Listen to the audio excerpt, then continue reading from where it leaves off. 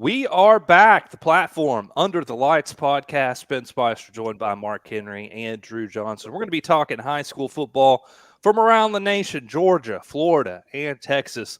We all went to games this past week. We're back in the mix. I know we've been kind of all over the place these last couple weeks, but Mark, I'm sure it felt good for you to be back there on the sidelines. Drew, you as well. Hopefully it didn't rain on you again this past week. No, it You need to did, get an man. umbrella, man. You got to get you an umbrella at this point. I've been lucky with the rain, knock on wood. Now that I said that, I'm going to get some this week. But I was back up in South Georgia. I got the chance to see a 1A versus a 2A game. So we're going to talk about that coming up, Brooks County and Pierce County. A little controversy in that one. But I want to hear from you guys first. Drew, we'll start with you. Where did you go this week, and what did you see? Yes, sir. Feels good to be back, first of all, fellas, you know what I mean? But it's Florida football. I got to deal with the rain each week. I got a raincoat, guys, but yeah, There you man, go. Ben's right. I do need to get an umbrella, man, but I'm just glad to be back. Feels good. Mark, how you doing? How did it feel for you to get back on the sideline and watch some good Texas football? Man, it was great. We kind of on the opposite end of the spectrum. As you drive around on the way to the game, you watch the thermometer, the heat index kind of go up. It started at 95, and the how you watching your gas and you pumping in, and the numbers change. It's the way that the heat starts to go up. You know what I mean? Yeah. We dealt with triple digits this weekend. I was glad to be back on the sideline. I mean, it's nothing like being in the in the grass with it. You know what I'm saying? So I'll talk about the big game when we get to it. But a couple of big games around the state. But definitely, you need to hydrate. A lot of the kids, cramps and things like that they deal with so far. Hopefully, this is the last. We're on the last end of this. Heading into October, it'll start to cool off a little bit. Mm-hmm. I'm hoping that hurricane avoids us as well, because I've got a good one coming up this Friday. I'm actually going to make a separate video, try to make a separate video previewing this one. Thomas County Central and Lee County, guys, two undefeated teams in Georgia, two teams who have a shot at winning the state title. They're matching up. I think they're both 6-0, so that's going to be a fun one. I'll go ahead and talk about my game, Pierce County and Brooks County. So Pierce County is the defending 2A state champs in Georgia. They only lost one game last year. And they go into Brooks County, who was 2-2, so didn't really know what to expect. I know Brooks County is solid, but you kind of think Pierce County's favored in that game. And it comes down to the wire. It comes down to the very last play, and it came with some controversy too. So Brooks County fans, if you're watching, I feel you. It was rough, a wild finish. Looked like the Trojans were set to take the Bears to overtime. They got into Brooks territory with under a minute left after a pass interference call. Kind of leave that up into the air. I don't know. Kind of looked like it to me. Maybe you could have let it go. I don't know. I didn't get the best angle out of it. You do see there's a little contact, but I don't know. That's why I'm not a referee, guys. It looked like Pierce then from that point was just kind of going to let the clock run out and go into overtime. They didn't really have any urgency. But the clock stops, 4 seconds left. They complete a pass and go out of bounds. It looked initially like they were going to go into overtime. Not really sure that they got this off in 4 seconds. But the refs end up putting 1 second back on the clock, so that sets the Bears up for a 47-yard field goal. Yeah. And then enter junior Garrett Stevenson. If you guys follow the channel or our social media, you might have seen the interview with Garrett. He came in, nailed the walk-off winner like he does it every week. It was the longest field goal of his career and the first game-winning one, he told me after. But he was unfazed, man. It's an impressive kick for any high schooler, 47 yards, game on the line, but especially a 2A school in Georgia. You guys know how I feel about special teams. Obviously, Pierce County cares a lot about special teams. So shout out to Garrett Stevenson. Check out his interview if you haven't. But for Pierce County, they are led by quarterback Caden McGatha, who is a 2025. He led the Bears to a state title last year where he went absolutely bonkers on the ground in the state title game in what was a thriller. Saw a dual-threat quarterback, made some good passes and connections in the win over Brooks, including a long touchdown toss to Jones Herron in the game. I really think this kid deserves more praise, more recognition, guys. On their game-winning drive, he actually went down for a moment with an injury, went over to the sideline, came back a play later. He's definitely got the element of toughness to him, obviously, with his willingness to run and ability to rush for and threw for over 2,000 yards in his junior year. Not sure if this young man has any offers, but I do know that he's a straight baller, deserves a shot at the next level. Dude is a proven winner. Caden McGatha, 2025 quarterback. Get familiar. We mentioned Jones Herron just a few minutes ago. I swear that kid was everywhere in the game making plays. Caught the touchdown pass like we mentioned, but had a few other receptions. man, he had to be close to double-digit tackles. I mean, he Mm. was literally, and it seemed like every play you saw number 6. Along for him with Pierce County, wanted to highlight Brandon Williams. He had a strip sack that led to a fumble recovery, too. All those guys for 2025s will be a driving force, and the Bears looking to repeat this season. As for Brooks County, they were impressive collectively on that defensive line. They made it hard for McGath to have time to get anything going in the pocket. His touchdown pass came on a scramble where he had to run around, elude defenders before chucking it up and being hit. Trojans had numerous guys up front that really stood out. Marquise Williams was probably the most impressive. Had some sacks and tackles for loss. Just found a way to continue being disruptive throughout the game. Also made a 4th down stop where he exploded off the ball when it was snapped and tackled McGath almost immediately. I really like him as a 2025 guy. I think he deserves some more shine as well. Then you have 2026 athlete Travis Stevenson, who is just a straight playmaker. Scored a touchdown out of the Wildcat in the final minutes to tie the game. Made some plays at defensive back, including huge pass breakup on the final drive and caught passes at receiver too.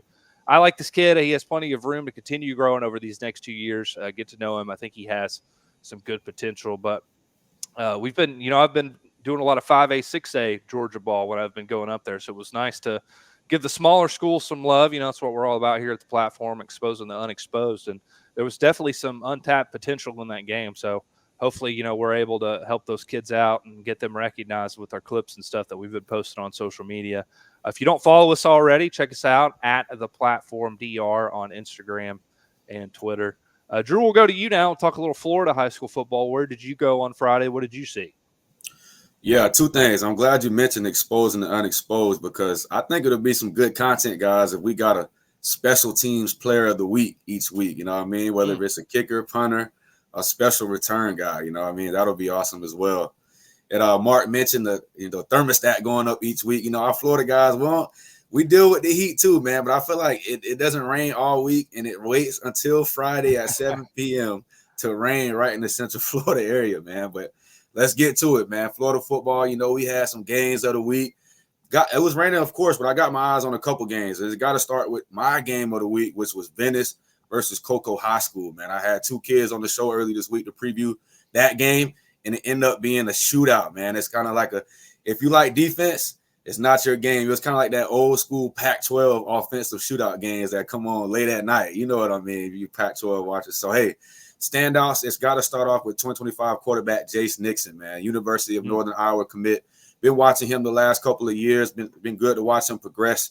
The natural lefty, right? You guys got your eyes on him through the 7v7 season. So, hey, it's good to see, like I said, it's good to see him succeed with his chance at Venice High School after transferring over from Wharton High School. He's got guys around him, guys. It starts with 2025 wide receiver IMG transfer, Winston Watkins. This kid, probably the best route runner and wide receiver, might be in the country, man. I know Marc got some guys out there in Texas that might want to contend with that, but this kid is a playmaker.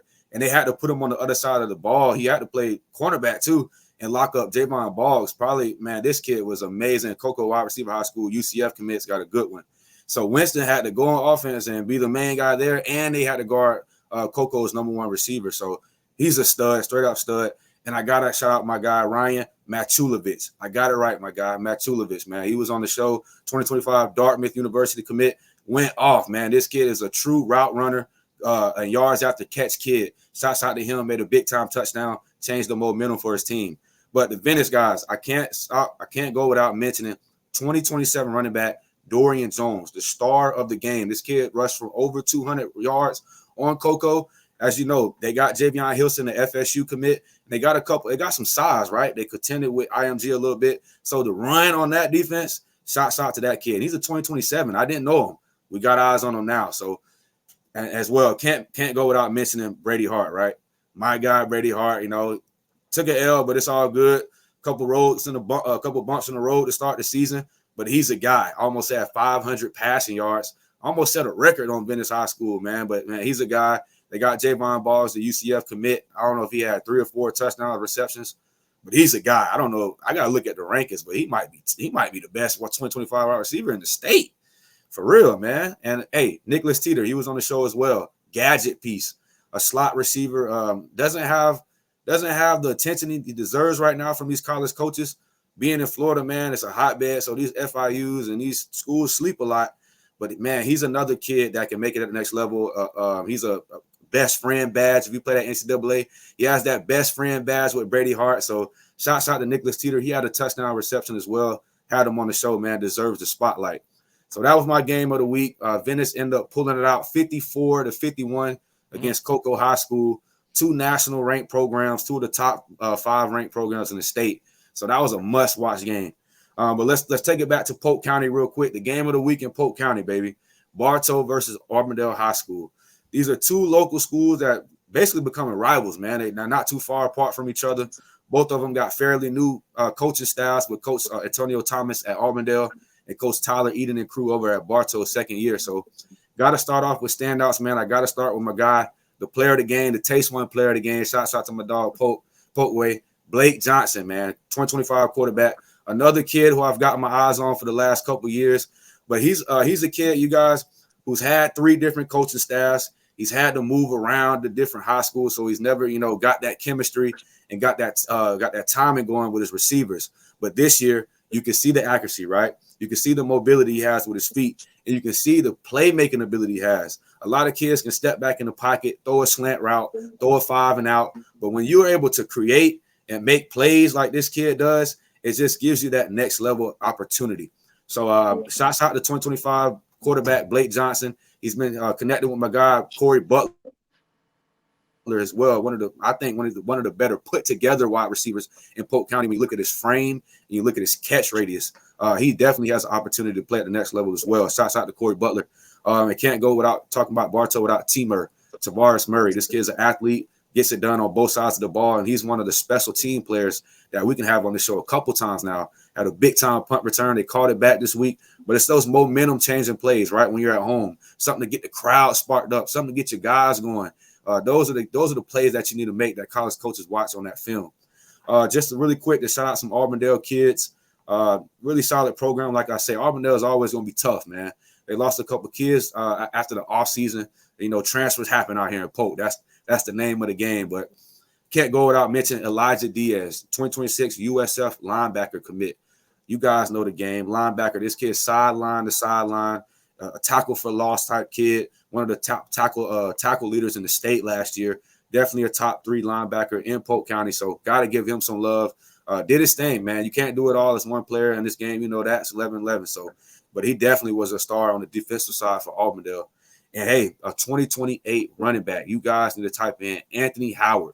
If you're a fan of Polk County football, this guy has a chance to be, I think, one of the top running backs we had in a while. I know we had Jalen Glover, Mr. Football. He's at Utah right now. But we got a couple other running backs that I'm sleeping on. But this kid, 2028, already has offers from like FSU, Miami, UCF. Like he's blowing up on the recruiting scene as a 2028. I think he had like 16 carries for 70+ yards and a touchdown. So shouts out to that kid. Really solid runners as a freshman, right? Just getting some reps and to already have P5 offers. You got to be doing something right. And hey, really quick, I know you guys. Let me wrap it up real quick. Hey, Lakeland beat up another South Miami-Dade team, baby. We 2-0 in Polk County. You had to put that in there. You know that, man. You know that, man. Lakeland beat up on Miami, Booker T. Washington. My bad, guys. They came all the way from South Florida to get beat up like Miami Central did. So, shouts out to the Dreadnoughts, and let's just keep it rolling. And we're gonna wrap it up with a guy that's got to move up on the 2026 quarterback rankings, man. Darren Coleman, Darren, whatever, man. This kid is a GOAT. You know what I mean? Miami's got a good one. He's one of the top dual threat quarterbacks, not just in the state of Florida, but he's in the top dual threats in the country now. A lot of people are sizing him because of size. He doesn't have the biggest frame. But like I said, when you're able to move out the pocket, keep your eyes up, and deliver strikes down the field, going against competition like he is, like I mentioned before the show, Evans, Edgewater, and Osceola, all top defensive teams in the Central Florida area that play hard football. To do what he's doing week in, week out, hey, Balin, you got a good one, dog. Keep doing what you're doing in that Central Florida area with these quarterbacks, man. Hey, I will say real quick, you mentioned Javion Hilson. We got to say former FSU commit. He might be joining Marc down there in Texas. I don't know. That's how it's looking. It's how it's looking. Hey man, wait, we won one this weekend. You never That's what know, I'm saying. man. That's what I'm You saying. never Maybe, know, y'all. They never he didn't keep, flip Texas like Byron not finna keep Charles, stealing. so maybe there's still a chance. I don't Texas know. not finna keep stealing our guys, man. They got Dia Bell, man. They got Jarrett Gibson. You know what I mean? The running back. All right, they keep coming in Florida, but we're gonna stop that for sure. When you're hot, you're hot. Yeah. We got money. You got all those Lambos. It kind of helps too, right? Yep. Marc, tell us a little bit about what's going on there in DFW area. Who did you check out this week, and what did you see? Well, the big game in my eyes this week was an 11-6A battle, District of Doom, Duncanville taking on Waxahachie. Waxahachie had come off, I talked about them the previous week, coming off a big victory over Forney, 37-34. So that kind of raised the eyebrow. So in my eyes, I wanted to see if Waxahachie was really ready to take that next step. And, it was the usual suspects. We're going to talk about throwers of the football this week. When you talk about Keelan Russell, I've had a chance to see Keelan since he was a sophomore. And a lot of times it's a few months or several months before you see a kid in between. Of course, I see him on the 7-on-7 circuits, saw him all the way through state. But when you see Keelan Russell throw the football, it's like poetry in motion. We're talking about a guy that the ball really jumps out of his hands. He really understands the game now. He can pick defenses apart. Waxahachie has a really good defensive front. Cade Pointer is a guy that's one of the best edge rushers in the area. You got a young 2027 edge rusher in Camelo Clausen that's really good. Jacob Irvin, a guy that was an all-district player last year in the same district that had Colin Simmons and Michael Alex January and all of those guys that went on to the next level. This was a really good team. This was no slouch. Duncanville comes out on top 41-17, but Keelan Russell was outstanding. 18-23, 351 yards, and 6 touchdowns. 3 of them going to Decorian Moore, who, listen, if you haven't seen Decorian Moore in person, you have to see him in person, man. There's a reason this guy's the #1 player in the country.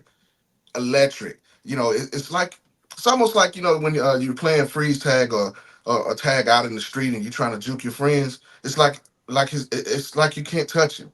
He's so savvy of a route runner, and his speed and explosion, once he turns and faces you up and gets north, it's a wrap. He had 3 touchdowns on his own. Zachary Turner had a touchdown. Ace Theus played well. And 2027 wide receiver Trent Yancey played well as well. I wanted to see him within the Duncanville offense, and he's going to be the guy for the next couple of years. He had a touchdown as well. But back to Keelan Russell, it's just his mastery of throwing the football that's really impressive. Waxahachie tried to put as much pressure as they could on him. He was able to elude pressure, roll out, make throws on the run from any type of throwing platform. But just the way the ball jumps out of his hands is what's really impressive. It's like poetry in motion. There's a reason this guy's a 5-star commit, Alabama commit, and probably, in my opinion, the best quarterback in the country. I mean, and he's going to be the reason that Duncanville goes back to state. They have a very, very good quarterback, and he's a thrower of the football. I really was impressed with just the way the ball comes out of his hands and his decision making. 18-23, that's only 10 incompletions. That's very efficient. And he did that in 3 quarters. The final score was 41-17. Going forward for Waxahachie, I think they'll be a playoff team. I was impressed with Jerry Meyer III. He made some pretty good throws when he had time to do it. He's a young guy, 2027 quarterback, so he'll have a couple more years at Waxahachie to get it done. But just, when you come to throwers of the football, you won't get any better than Keelan Russell, and I was super impressed with him. But a couple of more guys I wanted to talk about throwers of the football. We've got a young quarterback up in Farmersville, Levi Maccabee. We've seen Levi with True Buzz that's coming up through the ranks. He's a 2027 young sophomore, first opportunity to start. In 4 games, he's got 787 yards and 7 TDs. He's just scratching the surface. And you talk about throwers of the football, they won a big close game this week to end non-district play 3-1. Levi throws one over the top fade ball on point for 6. You gotta give it up to this guy. I really like what I've seen from him. I've been watching him kind of with my lazy eye for the last 4 weeks. I'll try to get up to see him this season, but I really like what he's doing. I really think that he's going to be one of the better young quarterbacks to come out of the state of Texas in the 2027 class as he continues to mature and develop. And the last guy I want to talk about, He was originally from Texas, but he's in Mississippi now. It's Keegan Anderson. He moved to Greenville Christian School in Mississippi, and he's put on the show since he's been there. Lots of buzz on the recruiting trail. 31 of 41 for 562 yards, 7 touchdowns in a big win. He's a thrower of the football. When you see Keegan throw this football, it's pure. It comes out of his hands on time, perfect spiral. We're talking about a guy that can do it from any throwing platform. And listen, he's very athletic. He can make some plays with his feet. We had a chance to meet Keegan as an 8th grader, on the 7-on-7 circuit, DR Sports with West Texas Elite and North Texas Eagles and teams like that. Keegan is budding. He's making some noise up in northern Mississippi, and he's a guy that definitely around the country, I think, that's starting to get some buzz. He's putting up the numbers now. He's getting the opportunity. But when you come to talk about throwers of the football, you can't get any better than Keegan Anderson. Yeah, I love seeing Keegan get his opportunity, man. That's awesome. We've been following him, like you said, since back in the day with West Texas Elite on the DR7 circuit. By the way, the Platform Under the Lights podcast, powered by DR Sports, and we want to take this opportunity to let you know, if you're here with the 7-on-7 audience, we will have our DR7 schedule reveal show next Sunday. That'll be, the 29th? That'll be right here on the DR Sports YouTube channel. You can check that out. Make sure you like and subscribe. Turn on those notifications so you're alerted when we go live. But we're going to have a live show. Might be the 3 of us. Might be Mump on there with us as well, talking about the schedule reveal show. So we've had a lot of DMs, a lot of people asking when the schedule is going to drop. So we're going to do a live show. We're also going to be unveiling our final rankings on social media over the next week. So we'll talk about that on the show as well. But I think that'll be fun and there's some new destinations coming too. We're going to the west, the southwest, not the west coast. We're not going to get into that debate again. Mark knows what I'm talking about. But we're going to the southwest and then also a new Midwest destination as well. So make sure you stay tuned for that. Guys, before we sign off, Drew, we'll start with you. Tell us what's going on with the rundown. Do you know who you're going to have? You've been pretty consistent with it, and it's been fun to watch. So just kind of curious what we're going to see on the rundown this week. Yeah, man. First of all, thanks to everybody that's been, showing love on social media. If you haven't already, make sure you're liking and subscribing to the rundown. We're in week 5, week 6 coming up. I've been consistent, like you said, been going strong each week. I've been having 3 guests on for you guys to kind of give you guys some value, extra value. But this week, I don't know. I kind of want to switch it up. I got some people reaching out now. Okay. Clark Atlanta beat Bethune-Cookman this week. So they're trying to change some things around with Coach Teddy Keatman. I'm in the works with them. I kind of want to give them a spotlight. We got some brothers down here that can play at these type of schools that overlook them. So I like to give spotlights to HBCUs as well. So we're looking for that on the rundown this week. I kind of want to get some. I did it last week where I had a kid from one school and another kid from one school that play each other. So I kind of like that too, to kind of spark it up a little bit. So I'm just looking for ways to spark it up, and make sure you guys look out for a live show this coming week. Okay. I might be live on YouTube and Twitter, or X, as they call it now. So I want to do a live show where people can join in live, man, and comment and stuff. So thank you guys for subscribing and liking, and just make sure you support the rundown. The more you guys support, the more it can grow. So thank you, man. On your Marc show, who do you have coming in to the studio, Fishbowl Studio, to join you this week, Marc? Well, we're gonna wrap up week 5 and look to week 6. A few games coming around. Looking for Charlie Williams. He's from Inside Texas Football. He was a former coach at UNLV. He'll be coming on to talk a little recruiting as well. And he gets around to certain parts of Texas, definitely in the DFW. Talk about some of the top prospects this week. We always want to try to educate and elevate you on all things recruiting. Definitely, we'll definitely be looking at Texas coming with their first SEC game this week with Mississippi State. I think that's big as well. And I always talking recruiting, because the thing about and what we do here at the platform is to expose the unexposed. So we always want to give you game on that as well.